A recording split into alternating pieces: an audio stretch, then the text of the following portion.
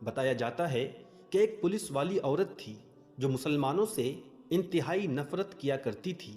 یہ مسلمانوں کو دیکھنا بھی گوارا نہ کرتی۔ اگر کسی وجہ سے مسلمانوں کو گرفتار کرنا ہوتا تو واپس آ کر گرفتار کرنے والے ہاتھوں کو کئی بار دھوتی تھی۔ یہ مسلمانوں کو اچھوت سمجھتی تھی۔ اس کے والدین نے اسے کئی بار مسلمانوں سے دور رہنے کو کہا۔ مسلمانوں کے خلاف اس کے اندر انتہائی بغض تھا، لیکن کہتے ہیں کہ انہونی کو کوئی روک نہیں سکتا۔ جو خوشی اور تکلیف اللہ تبارک و تعالیٰ نے جس کسی انسان کی زندگی میں لکھ دی ہو، اسے اس پریشانی کا ضرور سامنا کرنا پڑتا ہے۔ بعض اوقات یہی پریشانی انسان کی زندگی بدل دیتی ہے۔ پھر انسان سوچتا ہے کہ یہی تکلیفیں ہیں جس نے مجھے جینے کا انداز سکھایا۔ کچھ ایسا ہی اس ہندو پولیس والی کے ساتھ ہوا، جسے دیکھنے والوں کو حیران و پریشان کر دیا۔ بتایا جاتا ہے کہ یہ واقعہ راجستھان کے ضلع جے پور میں پیش آیا ہے، جہاں ایک ہندو عورت پولیس انسپکٹر کے طور پر فرائض انجام دے رہی تھی۔ اس عورت کا شوہر بھارت کا ایک بہت بڑا بزنس مین تھا۔ وہ مسالوں کا کاروبار کرتا۔ اس کا کاروبار عرب ممالک میں بھی پھیلا ہوا تھا۔ ایک دن وہ عورت ایک مسلمان شخص کو چوری کے الزام میں پکڑ لے آئی۔ وہ شخص انتہائی نیک، پاک دامن اور اچھے اخلاق کا مالک تھا۔ وہ عورت اس شخص کے اخلاق کو دیکھ کر انتہائی متاثر ہوئی اور اس شخص نے اس عورت کو قرآن پاک کا ایک ٹکڑا دیا اور عورت کو کہنے لگا کہ اگر تمہیں کسی بھی بیماری کا سامنا کرنا پڑے تو ان الفاظ کو پڑھنا اور پانی پر دم کر کے پلا دینا۔ یہ پولیس والی عورت اس کی باتیں سن کر دل ہی دل میں اسے برا بھلا کہنے لگی۔ عورت نے نہ چاہتے ہوئے بھی اس ٹکڑے کو الماری میں رکھ لیا۔ بابا جی پولیس اسٹیشن پہنچ گئے۔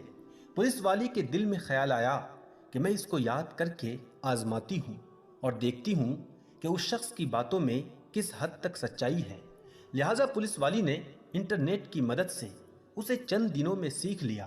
ایک دن جب اس نے ترجمہ کے ساتھ پڑھا تو اس کی آنکھوں سے آنسو جاری ہو گئے کہ یہ کس قدر عمدہ کلام ہے جو دلوں کو نرم کر دیتا ہے۔ اس عورت کو یقین ہو گیا کہ یقیناً قرآن کی اس صورت میں کوئی جادو ہے۔ ایک دن اس کے چھوٹے بچے کو خطرناک زہریلے سانپ نے کاٹ لیا۔ اپنے بچے کی حالت کو دیکھ کر وہ تڑپنے لگی۔ اسے ڈاکٹر کے پاس لے جایا گیا تو انہوں نے کہا کہ زہر پورے جسم میں داخل ہو چکا ہے، لہٰذا تمہارے بچے کے بچنے کی کوئی امید نہیں ہے۔ ہم تمہارے بچے کے لیے کچھ بھی نہیں کر سکتے۔ تمہارا یہ بچہ کچھ گھنٹوں کا مہمان ہے۔ ماں کا رو رو کر برا حال ہو رہا تھا کہ ایک طرف اس کا شوہر جو بتوں سے مدد مانگ رہا تھا، ان کے آگے گڑ گڑا کر رو رہا تھا۔ جب وہ عورت انتہائی پریشان تھی تو اسے یاد آیا کہ اس شخص نے کہا تھا کہ اس صورت کو جس مریض کے لیے پڑھا جائے یا پانی پر دم کر کے پلایا جائے تو وہ چند سیکنڈ میں ہی ٹھیک ہو جائے گا۔ اس نے بتایا تھا کہ اس صورت میں ہر بیماری کی شفا ہے۔ دوستو، اللہ تبارک و تعالیٰ نے اس عورت کو ایمان کی طرف لانا چاہتا تھا۔ اللہ نے اس کے دل میں اسلام کے لیے محبت پیدا کرنی تھی۔ جب اس عورت نے اس صورت کو پڑھ کر سانپ کی کاٹی ہوئی جگہ پر دم کیا تو دم کرتے ہی اس کا لڑکا بیٹھ گیا۔ وہ ایسا کھڑا ہو گیا جیسے کسی سانپ نے کاٹا ہی نہ ہو۔ اب اس کا شوہر خوش ہونے کے بجائے اس سے ناراض ہو گیا۔ غصے کی حالت میں برا بھلا کہنے لگا۔ اس آدمی کو اسلام سے نفرت تھی۔ بیوی کی باتیں سن کر اسے اپنی بیوی سے نفرت ہو گئی۔ بیوی کو کہنے لگا کہ اگر میں نے دوبارہ تمہارے منہ سے یہ صورت سنی تو مجھ سے برا کوئی نہیں ہوگا۔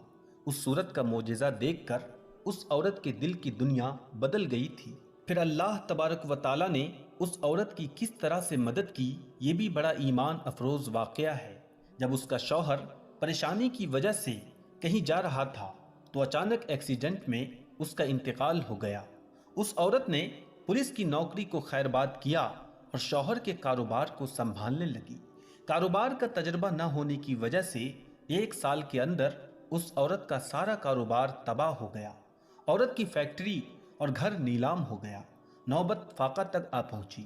وہ عورت انتہائی پریشان رہنے لگی اور اپنے دل میں سوچا، میں سورہ فاتحہ کی تلاوت کرتی ہوں، ہو سکتا ہے میری تمام پریشانی ختم ہو جائے اور میرے مال میں برکت ہو جائے۔ اب اس عورت نے دن رات اس سورت کی تلاوت شروع کر دی۔ اٹھتے بیٹھتے سورت کی تلاوت کرتی، اسے اس سورت پر یقین تھا کہ اس کے گھر کے حالات بدل جائیں گے۔ دوستو، جب کوئی بندہ اللہ تبارک و تعالیٰ سے امید لگاتا ہے تو اللہ تبارک و تعالیٰ اپنے بندے کی دعاؤں کو رد نہیں کرتا۔ اللہ تعالیٰ اپنے بندوں کو مایوس نہیں کرتا، ان پر اپنے خزانوں کا منہ کھول دیتا ہے۔ 7 دن کے اندر اندر اس عورت کو خوشخبری مل گئی کہ اس کے کاروبار کو سنبھالنے کے لیے اس کے شوہر کا دوست آ رہا ہے جو امریکہ میں اس کا پارٹنر تھا۔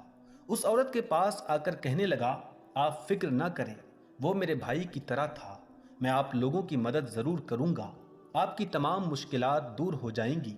پھر اس آدمی نے اس عورت کا کاروبار سنبھالا اور دیکھتے ہی دیکھتے اس کے حالات پہلے کی طرح ہو گئے۔ ایک دن وہ عورت اس سورت کی تلاوت کر رہی تھی تو اس کے شوہر کا دوست کہنے لگا، آپ یہ منتر ہر وقت پڑھتی رہتی ہو۔ اس نے بتایا، یہ منتر نہیں بلکہ مسلمانوں کے قرآن کی ایک سورت ہے۔ پھر اس نے اس سے بتایا کہ اس سورت کی وجہ سے کس طرح اس کا بیٹا ٹھیک ہوا۔ اس کے شوہر کا دوست کہنے لگا کہ آپ مسلمان کیوں نہیں ہو جاتی؟ جس قرآن مجید کی ایک سورت میں اتنی برکت ہے تو پورے قرآن مجید میں کس قدر عافیت ہوگی۔ چنانچہ اس عورت نے کلمہ پڑھا اور وہ مسلمان ہو گئی۔ پھر وہ آدمی بھی دھیرے دھیرے قرآن پاک سے متاثر ہو گیا۔ اس آدمی نے قرآن مجید کو ریسرچ کرنا شروع کر دیا۔ اس نے قرآن مجید پر بہت زیادہ ریسرچ کیا، اس نے قرآن مجید پر بہت زیادہ تحقیق کی۔ چنانچہ کچھ مہینے کے بعد وہ بھی مسلمان ہو گیا۔ پھر ان دونوں نے شادی کر لی اور ہنسی خوشی زندگی بسر کرنے لگی۔ دوستو، قرآن مجید کی وہ سورت جو عورت پڑھتی تھی اس کا نام سورۃ الفاتحہ ہے۔ یہ سورہ فاتحہ کی بڑی فضیلت ہے جس کی وجہ سے اس کی زندگی بدل گئی۔ دوستو، سورۃ الفاتحہ کی بے شمار فضیلت ہے۔ حضرت ابی ابن کعب جو کہ قاری قرآن تھے، حضور اکرم صلی اللہ علیہ وسلم نے فرمایا، کیا آپ یہ پسند کرتے ہیں کہ میں آپ کو ایک ایسی سورت لکھاؤں کہ اس جیسی سورت تورات، انجیل، زبور میں بھی نازل نہیں ہوئی؟ ابی ابن کعب نے کہا، جی اللہ کے رسول، ہمیں سکھائیے۔ آپ صلی اللہ علیہ وسلم نے فرمایا، تم نماز میں کیسے قرات کرتے ہو؟ ابی ابن کعب نے فرمایا، سورہ فاتحہ یعنی سورۃ الفاتحہ کی تلاوت شروع کی۔ آپ صلی اللہ علیہ وسلم نے فرمایا، یہی قرآن پاک کی عظیم سورت ہے۔ حضرت محمد صلی اللہ علیہ وسلم نے فرمایا، اللہ تبارک و تعالیٰ فرماتا ہے، سورۃ الفاتحہ میرے اور میرے بندے کے درمیان 2 حصوں میں تقسیم کی گئی ہے، آدھا حصہ میرے لیے اور آدھا حصہ میرے بندے کے لیے ہے۔ سورۃ الفاتحہ کا نماز میں پڑھنا شرط ہے، اس کے بغیر نماز نہیں ہوتی۔ اس سورت کا نام سورۃ الشفا بھی ہے، لہٰذا اگر بچھو یا سانپ وغیرہ نے کاٹ لیا تو سورۃ الفاتحہ کو پڑھ کر یقین سے